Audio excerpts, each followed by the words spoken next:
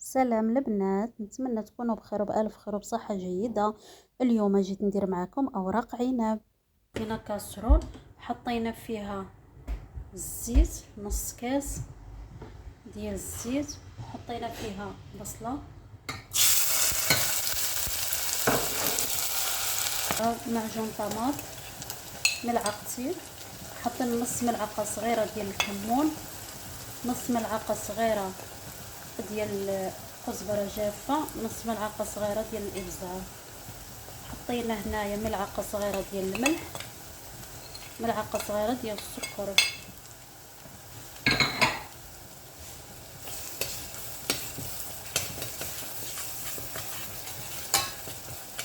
كتزيدي ملعقة ديال الزبدة أو السمنة،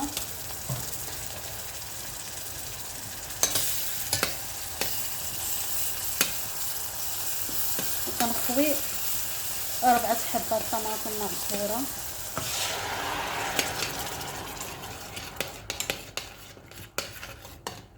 خلي التسبيكة ديالنا طيب. البنات وهذه التسبيكه ديالنا جات على هذا الشكل. دابا نحطوها تبرد، بعد ما تبرد عاد نديروا الخلطه الكامله. غادي نوريكم الطريقه ورجع معاكم. البنات انا جيت دابا جبت اوراق العنب هادو كانوا شريتهم جاهزين، غير غسلتهم بالمواد الحافظه وداكشي، غسلتهم بالماء طايب يكون سخون وفكتهم بحال هكايا.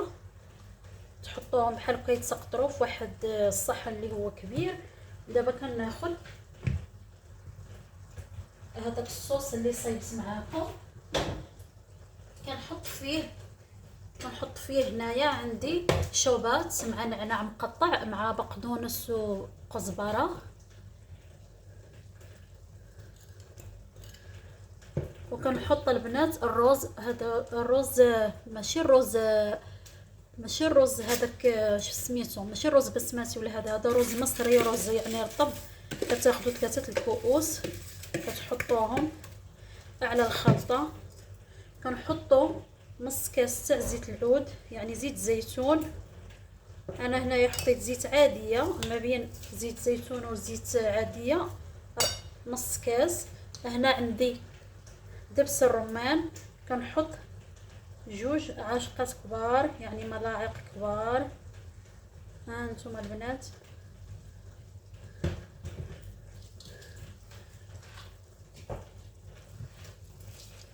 كنحطوا حامضه معصوره. كنخلطوا الخليط ديالنا.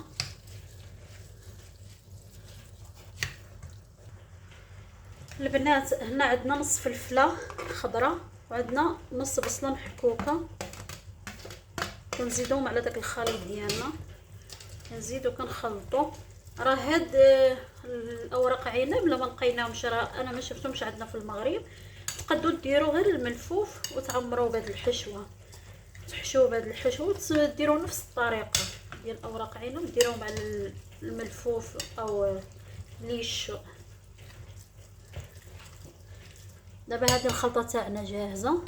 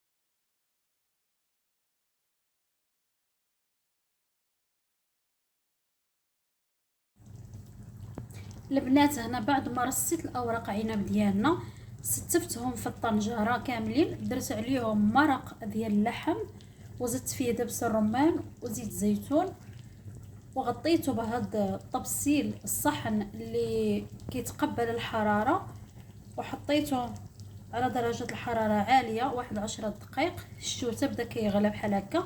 دابا انا غادي نغطيه ونخليه على نار هادئه. من بعد ملي يستوي بعد ساعتين راجع معاكم البنات. وهادو اوراق عنب ديالنا، كنتمنى تجربوهم، كيستحقوا التجربه. وانتم في المغرب لما لقيتوش اوراق عنب ديروا الملفوف حتى هو عمرو بهاد الحشوه راه كيجي زوين. ونتمنى منكم تجربوا وتكتبوا لي في كومونتيرات الا عجبكم الفيديو. شاركوه مع الاحباب والصحاب. بصحه والراحه، مع السلامه.